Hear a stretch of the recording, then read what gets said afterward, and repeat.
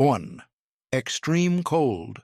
Cold is one of the deadliest forces the human body can face. At 32 degrees, water freezes. But your body starts shutting down long before that. Hypothermia begins when your core temperature drops below 95 degrees. Shivering is your first alarm. It's your muscles trying to generate heat like a biological furnace. But here's the wild part. People have survived insane lows. In 1999, a Swedish woman was revived after her body temperature fell to 56.7 degrees. She had been trapped in the snow for hours, her heart stopped, and doctors still brought her back. It's not magic. Cold slows metabolism so much that the brain can survive longer without oxygen. Frostbite is the other enemy. Fingers, toes, ears, they're the first to go when blood retreats to protect vital organs. Soldiers in Korea and climbers on Everest learned that lesson the hard way. The fact that the body can even bounce back from temperatures that would kill most animals shows just how stubborn human survival really is. But if humans can cheat death in the cold, wait until you see what happens when the air itself tries to cook you alive. 2. Extreme heat. If cold slows you down, heat tries to burn you alive from the inside out. The human body works best around 98.6 degrees, but once your core temperature passes 104 degrees, you're in heat stroke territory, confusion, seizures, and organs literally cooking. And yet, people have survived desert conditions that should be fatal. In 1967, a British soldier lasted over 6 days in the Libyan desert with barely any water, exposed to temps topping 122 degrees. How? Shade, rationing energy, and sweating, your body's built-in AC. But sweat only works if there's enough water left to evaporate. Here's the scary math. In Arizona's Sonoran Desert, you can lose more than a quart of water per hour just by walking. That's why survival isn't about toughness. It's about strategy. Find shade, slow your pace, and drink before you feel thirsty. Extreme heat pushes humans to the razor's edge. Too much, and proteins inside your cells start to break down. But somehow, with grit and a bit of luck, people walk out alive from places where the air itself feels like fire. But heat is only half the story. What if there's no water at all? 3. Dehydration. If there's one thing the body can't go long without, it's water. You can survive weeks without food, but only about 3 days without drinking. That rule of threes is basic survival. 3 minutes without air, 3 days without water, 3 weeks without food. But the record? Longer. In 1979, a man survived 18 days in the Australian outback with no water source, relying only on moisture from plants and condensation. His body shrank, kidneys nearly failed, but he walked out alive. Here's what happens. The moment you're dehydrated, blood thickens, the heart works harder, and sweat production stops. No sweat means no cooling. Heat stroke follows fast. By day 2, your brain struggles. Hallucinations, dizziness, and total disorientation. That's why desert travelers carry more water than ammo, and why every survival guide hammers the same rule. If you find water, drink. Because once dehydration kicks in, it's a downhill slide that almost nobody comes back from. But if water can buy you only days, food can stretch survival into weeks at a brutal cost. 4. Starvation. Food is fuel, but it's not the most urgent fuel. The body can survive far longer without eating than without drinking. Most people last 30 to 40 days without food, as long as water is available. During that time, the body burns through fat stores first, then starts consuming muscle. The most famous case is Mahatma Gandhi. During his hunger strikes, he once went 21 days on nothing but sips of water. Others have lasted even longer. A Scottish man in the 1960s went more than a year under medical supervision, fueled only by vitamins and water, losing over 270 pounds. But starvation isn't clean survival. After a couple of weeks, weakness sets in. Muscles waste away, the immune system collapses, and even wounds won't heal. By the end, the body eats its own organs just to squeeze out a little more time. Survival without food is a brutal trade-off. Your body can stretch life for weeks, but every day costs you strength, clarity, and health. But all the food and water in the world won't help if there's no oxygen to keep you alive. 5. Lack of oxygen. Oxygen is the body's most urgent need.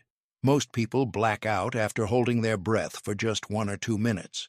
But with training, freedivers push that to extremes. The world record? Over 11 minutes underwater without a single breath. At altitude, the challenge flips. Above 26,000 feet, the death zone on Everest, the air is so thin your body slowly suffocates even if you're standing still. Climbers describe it as trying to breathe through a straw while running a marathon. Without supplemental oxygen, most can't last more than a couple of days. The body's defense is red blood cells. When oxygen is scarce, it pumps out more of them, thickening the blood to carry what little air is available. That's why athletes train at high altitudes. It's natural doping. But when oxygen truly runs out, survival depends on one thing: how fast rescue arrives. After about 4 minutes with no oxygen at all, brain cells start dying. Past 10 minutes, survival without permanent damage is almost impossible. Almost.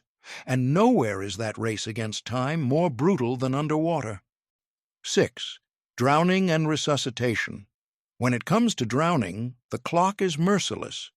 Most people lose consciousness after about 2 minutes underwater, and irreversible brain damage often begins around the 4-minute mark. Past 10 minutes, survival is nearly impossible. Nearly. There are exceptions that seem impossible. In 1986, an 18-month-old girl was pulled from icy water after being submerged for over an hour. She was revived with no permanent damage. The cold had slowed her metabolism so drastically that her brain didn't starve of oxygen the way it normally would. That's the paradox of drowning. Warm water kills quickly, but cold water sometimes buys time. Paramedics have a saying: they're not dead until they're warm and dead, because people have come back after more than half an hour without a pulse. It's proof that with the right conditions and rapid resuscitation, even the body's most fragile system, the brain, can reboot after shutting down.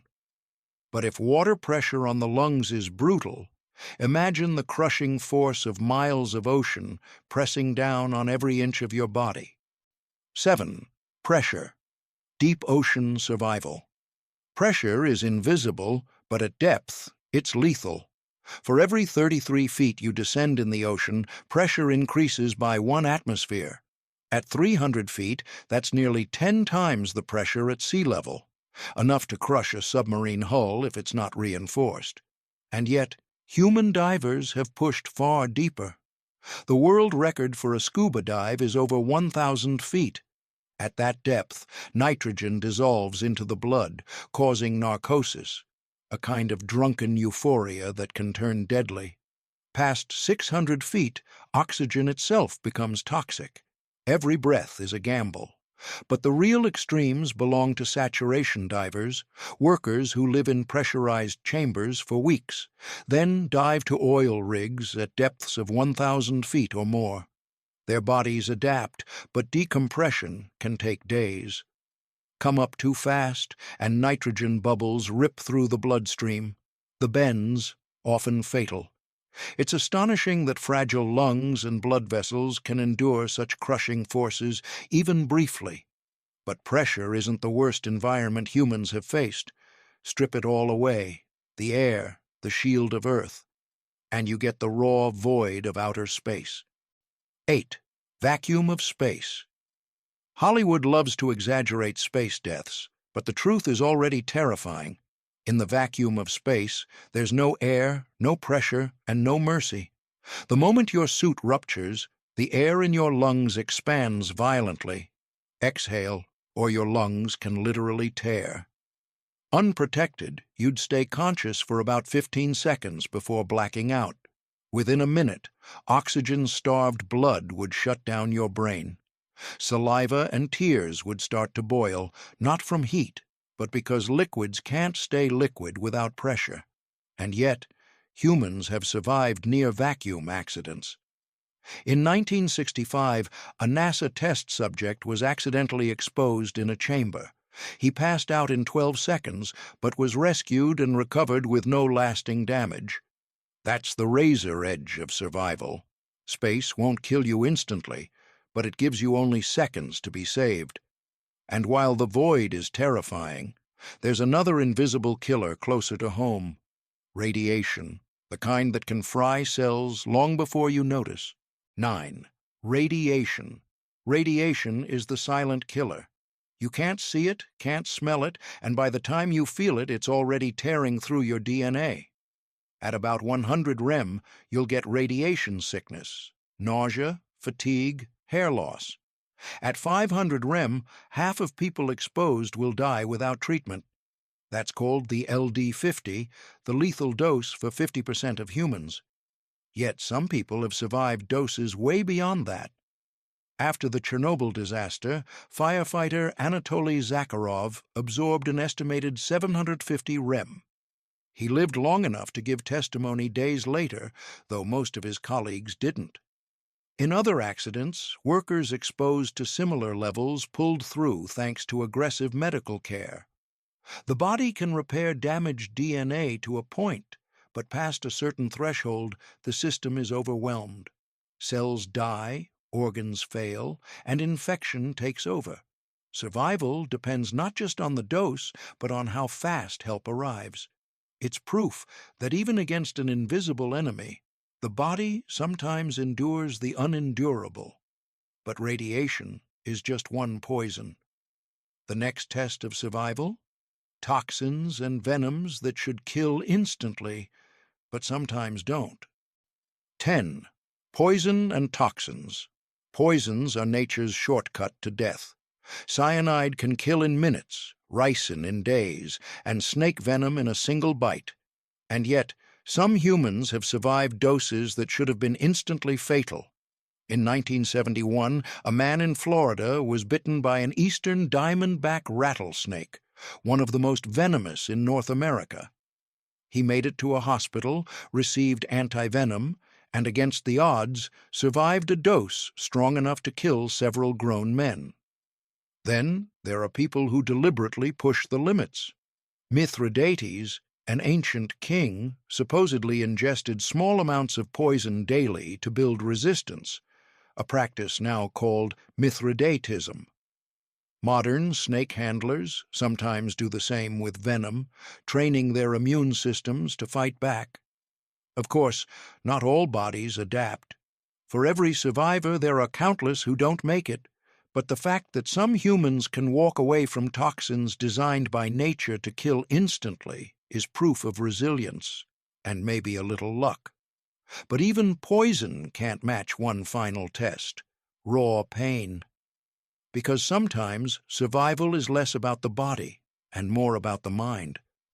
11. Extreme pain.